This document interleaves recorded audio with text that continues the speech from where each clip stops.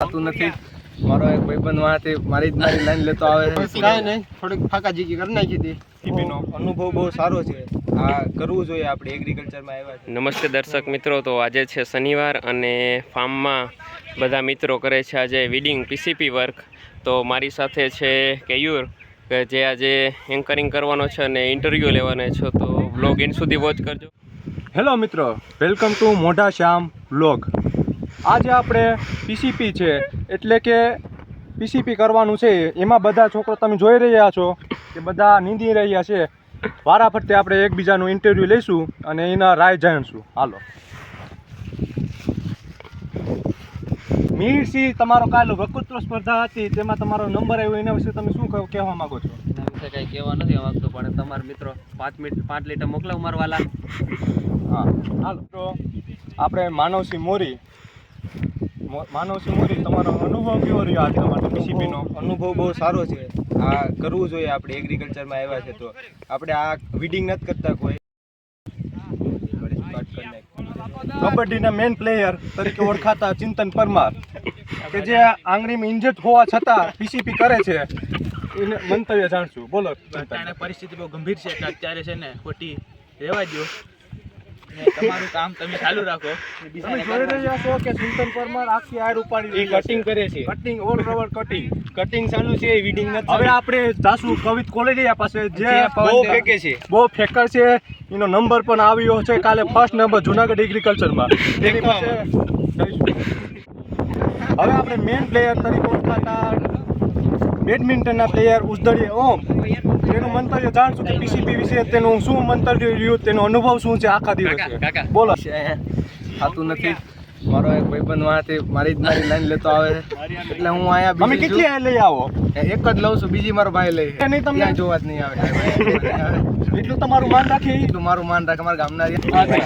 હવે આપણે જશું ફર્સ્ટ નંબર તરીકે હવે કોલરિયા કે જેનો પવનદેવ તરીકે ઓળખાય છે.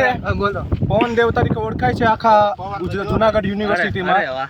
કાલે તેનો પ્રથમ નંબર આવ્યો, તેના વિશે શું જણાવશો? સૌ પ્રથમ કાંઈ નહીં, થોડીક ફાકાજીકી કરી નાખી હતી. અઠે ભેગું થઈ ગયું. બાકી 5 લીટર. કેટલો નંબર આવ્યો તમારો? ફર્સ્ટ કે સેકન્ડ કે પેલો આવી ગયો. તમારો ટોપિક શું હતો? ટોપિક તો એવું હતું કે આ ખેતીમાં જે કરે છે એની ફાકાજીકી થોડી ઘણી કરી નાખી. શું ફાકાશી કરી?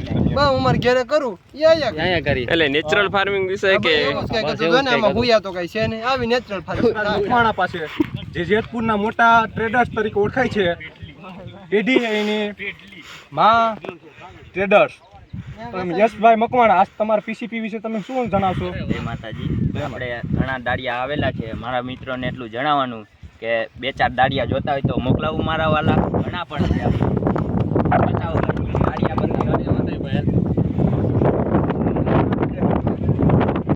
આ છે આપણા પ્રતિક સર તરીકે ઓળખાતા. પ્રતિક સર, તમે શું કહેવા માંગો છો? આપણે કામ કરીએ એગ્રીકલ્ચર અત્યારે જરૂરી છે. ખબર પડે કે એગ્રીકલ્ચરમાં કોઈ સ્ટુડન્ટ આવે તો રીડિંગ કરવું જોઈએ. એટલે તમે કહો કે પ્રેક્ટિકલ જ્ઞાન બહુ અગત્યનું છે એગ્રીકલ્ચરમાં. એગ્રીકલ્ચર પ્રેક્ટિકલ જ્ઞાન અગત્યનું છે. જો બહાર આપણે કોઈ બહાર જઈએ પ્રેક્ટિકલ તો છે, બાકી બીજું કંઈ નહીં. તમે આ છોકરાને શું સંદેશો આપવા માંગો છો કે પ્રેક્ટિકલ કરવું જોઈએ કે ન કરવું જોઈએ? પ્રેક્ટિકલ કરવું જોઈએ. પ્રેક્ટિકલ હોય તો ખબર પડે કે એવું આપણું નોલેજ છે, બાકી બીજું કંઈ કામનું નહીં. પ્રેક્ટિકલ જ જરૂરી છે. બસ એટલું જ કહેવા માંગુ, બીજું કંઈ નહીં. તમે સૌથી આગળ છો તેનો રાજ શું છે? રાત તો કંઈ નહીં, પણ કચ્છું જેમ આવે એમ આગળ કાઢતા ગયા એમ આગળ બતાવી ગયા. ઓલા પ્રિન્સી તમારે હાલ લેતો જયો? ના આપણે બિહાર એકલા જ લાવ્યા. બે એકલા જ લેવાના. તો આ છે મૂળો હતા જસાભાઈ, જે ખાપટના વતની ને અમારી પીસીપીમાં હેલ્પ કરવા આવ્યા છે. તો સૌ પ્રથમ હું એનો આભાર માનું છું. મૂળો હતા, આભાર તમારો જે અમારી પીસીપીમાં મદદ કરી. કામ કરે છે. હા, જો એ તમે જોઈ રહ્યા છો આ ખડ અમે નીધ્યું છે, એ રિક્ષામાં લઈ જાય છે અને તેના ડોબાને ખવડાવે છે. કેટલી ગાયું છે મૂળો તમારે? 7 ભેંસું છે. તમારે 7 ભેંસું છે અને ગાયું કેટલી છે? મૂળો 4 ગાયું છે મૂળો આતાને. બરોબર ને? તમે જોઈ રહ્યા છો તે સતત અમારી પીસીપીમાં સવારના મદદ કરી રહ્યા છો. એના માટે હું તહે દિલથી તમારો આભાર માનું છું. મૂળો હતા. તમે જોઈ રહ્યા છો કે કેવા છોકરા કેવી રીતના કામ કરી રહ્યા છે. સવારના એમને પાણી પીધાવીને ને વચ્ચે સવાર સવારના પાછા બીજા ઓલા હાંભા આવ્યા આંબાય પુગાડીને બીજા માણસો જે જાતા ને એને હાંભા હાલ્યા તો તમે દર વર્ષે આ ખડ લઈ જાઓ છો. હા દર વખતે સારું વરસ હોય ને સારું ખર્ચ હોય ને અમે લેવા આવીએ. હાવ ઝીણું હોય તો નથી આવતા બાકી સારું ખર્ચ લેવા આવીએ દર વખતે. આનાથી દૂધના પ્રોડક્શનમાં કઈ વધારો થાય છે. આનાથી ફાયદો છે. ફાયદો રહે. અમારી ટીમ આખી છે એમની અંદર પહેલો નંબર આ ફાર્મના ખડનો આવે રહ્યો. ફાર્મના ખડનો તમે જોઈ રહ્યા છો મિત્રો. પહેલો નંબર આવે છે. ફાર્મના ખડનો પહેલો નંબર આવી રહ્યો છે. અમે લેવા જઈએ પણ આવી મજા નથી આવતી ને આવી દોવાની મજા નથી આવતી ફાર્મના ખડ જેવી. જોયું મિત્રો, તો આ છે આપણા ખાપટ ફાર્મની વિશેષતા.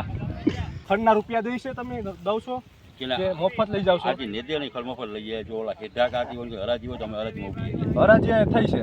હેઠા હોય તો હા. હવે તો કેમ કે ઓલી સ્કૂલ બની ગઈ એટલે હવે હેઠા ઉપર થઈ ગયું હરાજી સાથે. હરાજી નથી થતી. કારણ કે અમારા બાપાનો વખત ફોન કર્યો. તો અહીંયા અહીં આવો છો. હા અમારા બાપા આવતા હરાજી મૂકતા. હા વીરાભાઈ નામ હતું. વીરાભાઈ તમે જોઈ રહ્યા છો કે વીરાભાઈ ખાપટમાં સર્વપ્રથમ ખાપટમાં ખડ લેતા અહીંથી હરાજી મૂકતા. તમે કહો છો કે આ ફર્સ્ટ નંબરનું એક વીડિંગમાં. મીટિંગમાં એટલે આજુબાજુનું જે કોઈ વિસ્તારમાં જાય લેવા એમાં આવી મજા દોવાની આવતી નથી. હા, એટલું પ્રોડક્શન વધે છે દૂધનું. આ વધે છે. ખાવામાં બધી રીતે ફેટમાં વધારો થાય છે. પેટમાં તો વધારો થઈ જાય. પાછળ આભાર મૂળો હતો તમારો. તો મિત્રો, આ વ્લોગ અહીં સમાપ્ત થાય છે. આવા અવનવા વિડીયો જોવા માટે મોઢાશ્યામ વ્લોગ એવી ચેનલ છે આપણી યુટ્યુબ ચેનલ ઉપર. તેને લાઈક કરો, શેર કરો અને સબસ્ક્રાઈબ કરો. તો જય હિન્દ, જય ભારત, જય કિસાન.